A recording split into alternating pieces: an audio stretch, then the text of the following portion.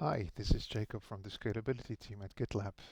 I'm going to give a little demonstration of an idea for caching Git clones in CI. Normally in CI we do a shallow clone, and that runs code on the GitLab server, or on the Gitly server to be specific, and it runs code on this client side, and it looks roughly like this. Uh, the part here where you see remote, that is what happens on the server side. And then here the part at the bottom is what happens on the client side. And the problem with this is that this is computationally intensive, and we don't have a good way to cache this at the moment. And what I want to show in this video is a trick where we can cache this. So we can break this into two steps and cache the thing in the middle. So first let's remove that directory and try again.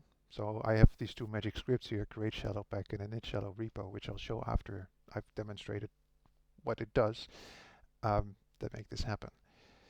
So let's see, I forget the commands. So when you do a shallow clone, on the server side, you really only care about the commit ID. So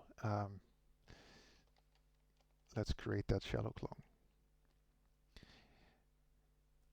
Now this created a file called pack, and you can see that that is a 90 megabyte file. And the repository itself, for comparison, is 1 gigabyte. This is why we use shallow clone, because if you do a full clone, you would have to send 1 gigabyte over the line, and 90 megabytes is a lot less than 1 gigabyte. So I haven't created a repo yet, but I created this mysterious file called pack. This is just a git pack file. Yeah, and the idea is that this file can be cached somewhere at the edge of GitLab in object storage, and CI runners could just fetch that file from object storage and never hit the Gitly server. So, whoops. So now I need to show you the other side, that we can use this file to create a repo. And that is also in my history here, and that would be this line, 530.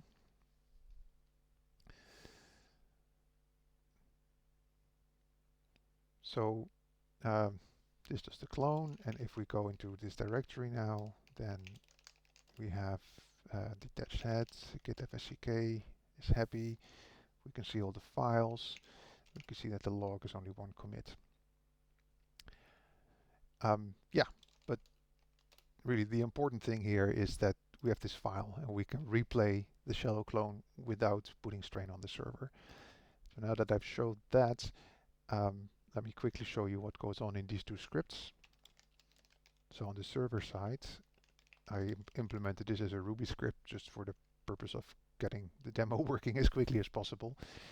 And what this does is it starts up upload pack, which is the regular process that always handles server-side clones for us. And it speaks the Git transport protocol to Git upload pack to ask for a shallow clone for this commit ID. And the only inputs for this are really the Git directory and the commit ID. So if you would cache the output of this, it would only be cached by the Git directory and the commit ID. So this is very cache friendly. And yeah, we just write some packets and copy the pack file to standard out, and that's it. So this is not very complicated. Well, it doesn't do a lot of work. I'm not sure if it's not whether it's complicated or not. This is the client side where we receive this pack file. So we're not doing a regular clone. We have to be a little bit more creative. And what we're seeing in this script, which again is just a demo script, and I wrote it in shell script. We do a git init. We use git index pack to take the pack data and verify it and generate a pack index. Git always has to do this when it receives a clone. Then in this line, we set up the repository to be shallow, so that Git knows it's a shallow clone, and it doesn't freak out that the history isn't there.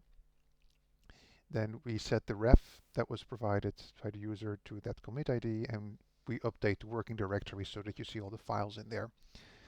So the inputs here are the directory that we want the clone to be in, the ref, so that's the name of the ref, which is local to the client. So you can make anything up. And commit ID is the ID of the commit that the server used to generate that back. So that really has to match. This is the only thing that has to match what happened on the server. So yeah, those are the two scripts. I'll put up a link to these scripts so you can read them. And this was the demo. Thank you for watching.